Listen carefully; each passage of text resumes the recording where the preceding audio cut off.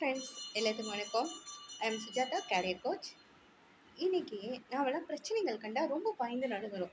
பிரச்சனை கண்டால எப்படி ஓடலான்ட்டு தான் நினைக்கிறோம். இதே மாதிரி ஒரு பொண்ணுக்கு ஒரு பிரச்சனை.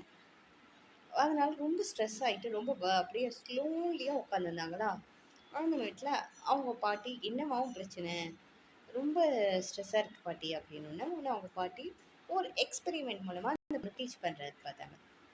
ஒரு 3 பவுலில் தண்ணி வச்சு அடுப்பில் கொதிக்க வச்சாங்க. ஒன்றில் கேரட் போட்டாங்க, ஒன்றில் முட்டை போட்டாங்க, ஒன்றில் காஃபி பீன்ஸ் போட்டாங்க.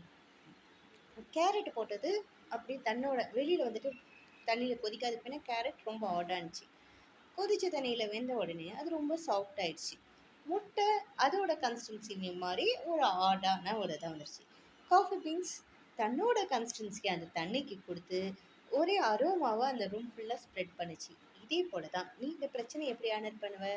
கேரட் மாதிரி பிரச்சனையோடு சேர்ந்து ரொம்ப ஸ்ட்ரெஸ் ஆகிட்டு ரொம்ப சாஃப்டாக அப்படியே வெந்து தணிஞ்சு நம்ம வெந்து போயிடுவோமா?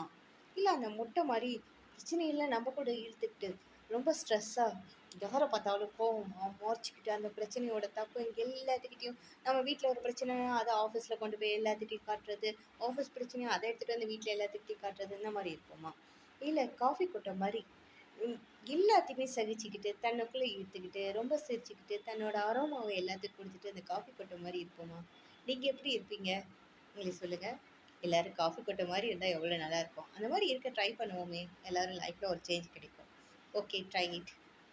எல்லோரும் ட்ரை பண்ணலாம். பாய்.